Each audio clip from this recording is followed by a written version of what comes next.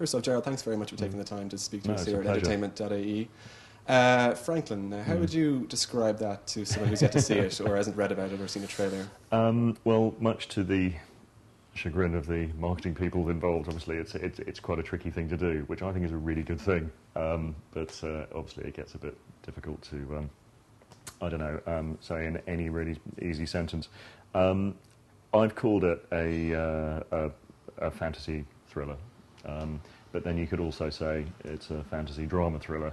And at that point, you start sort of running out of genres, and it just becomes something totally inexplicable. But I mean, one of the things is it's as an urban fairy tale. I think you know the fantasy elements of it aren't just in one section of the story. I mean, to somebody who hasn't seen it, it chronicles 4 people, and they're 4 slightly lost souls, 3 of which live in contemporary London, one of which lives in a fantasy environment known as Meanwhile City, which is this huge sort of sweeping metropolis which is completely and utterly sort of built and run by religion, essentially, and faith and belief.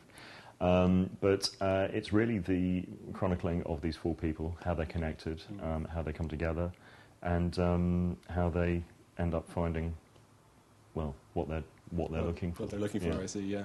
And the film itself is presented in 2 very contrasting visual styles, one of which is sort of a standard contemporized version of London, and the other is this futuristic dystopia, chaotic scene there. Did that represent a big challenge in the making of the movie, because the narrative was so split in that sort of way? It's almost like you're making 2 separate movies at a time. It was a bit, yeah, because I mean, usually when you have the freedom to, you know, I mean, it's hard enough. It's hard enough getting a first film off the ground, you know, on a, you know, fairly small budget with those kinds of people involved.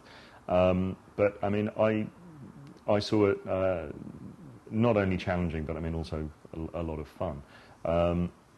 But I think what came as a bit of a surprise is that because it was a project that I'd written straight after my first short film, it was something that I think kind of sneaked up on everybody, just because somebody of Jeremy's standing had stepped in and basically said, I want to make this.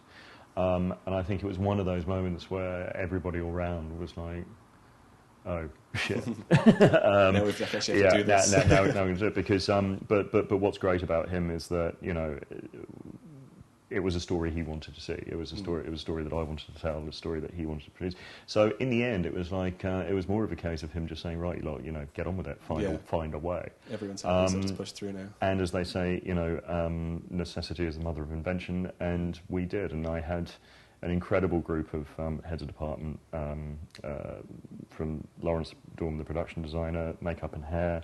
Lenny, my costume designer, who pulled off a minor miracle, as you can probably imagine. Because, I mean, I said at the QA the other night, if it had gone wrong, and if we hadn't stuck to our colour palettes and the rules that we'd laid down for ourselves, to basically pull off somewhere like Meanwhile City on a budget of this size, it could have just looked like some horrible fancy dress party gone wrong, you know. Yeah. But I mean, everything was very, you know, it was just meticulously organised. The colour palettes, especially, the rules of how we shot it. And that all goes down to pre-production and doing everything in detail. Well, and it's like you mentioned, the costume design as well for Meanwhile City was exactly. unique. I mean, we said, you know, we had it was funny. I mean, there were things like. I mean, it was important to bind the whole thing together and give it a sense of, I think, even sort of subconscious reality. And that was done. We shot London in very kind of considered long lenses and slow tracks, and you know, everything was very considered. And Meanwhile City is done on very wide lenses and handheld. So what you're doing is doing a sort of very sort of realistic sort of verite feel in somewhere that's completely fantasy, but something very cinematic and something that's real, which did a nice. You know. And how would you say that the finished version of the film was screened last night and is opening next week, how does that compare to the initial image you had in your head one day when you sat down to write it all those years ago? Oddly, as a whole, it's what I had in mind. I think the feeling of it, the sense of it, of what it is as a story, is very much it. And I think there's Alexandra Stone, one of the producers, had basically said that no matter how much, the amount of development that you do on a script, you tend to end up coming back to something pretty much like, that first draft if things are going well, and I think that's what we did. In terms of the actual detail of the look of it, it went through an organic process. I mean, it's funny, people keep sort of describing it as futuristic, but I mean, I think it's quite medieval, actually. Yeah, that's very true. I mean, it's very true. We sort of came up with this sort of retro noir. Yeah. And it's almost like it's set in this theocratic society as well. Yeah, I mean, it's the brief was, when we because there, I mean, I think there's a sort of an easy temptation to just simply, bung in the Fifth Element, which is what sort of people tend to do. But again, financially, there's just no, in order to get a world like that sort of up and running, again, because of the necessity of what we had in our toolbox. We had great locations in London, and the logic being that, if Meanwhile City is somewhere run on religion, you want somewhere that's essentially like a home of it, like Rome or Florence, or things that are very, very sort of religiously motivated in their architecture and their feel. So we got that and sent that 3 miles into the sky. And I think by doing that, by having to do something because it was the only way we could do it, we ended up with quite a unique, strange world that, and I was glad, because I think, it would have been wrong to be science fiction, it would have been wrong to be, Gotham City, it would have been wrong to, do things that you've seen before. So, and it was cheaper. Which always helps. Because there's no electricity in Meanwhile City, it's all candles, which don't cost a lot. And,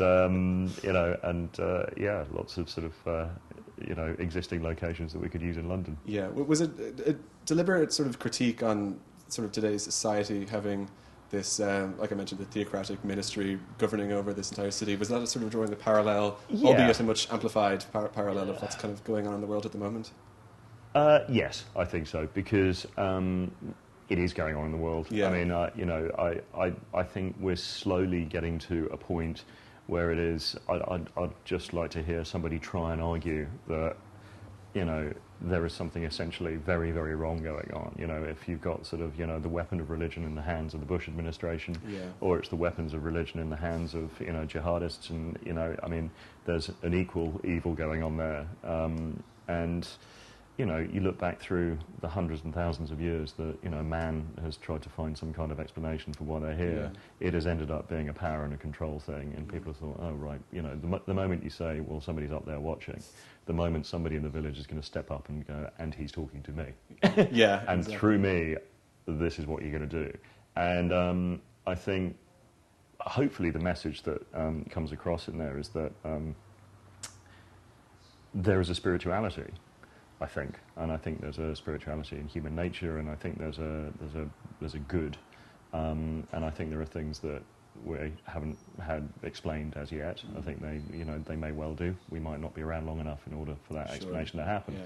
But it certainly isn't the pokey, ridiculous mythology that really unpleasant people have just used to control and manipulate their fellow man and essentially hurt people. So yes, it is. But there's two sides to the card. There's the madness and the stupidity of Meanwhile City, but there's also the rather sort of spiritual simplicity and purity of Sally and Pastebone and the forces that are really there, that are helping us, that we just don't see and could never understand. I see, yeah.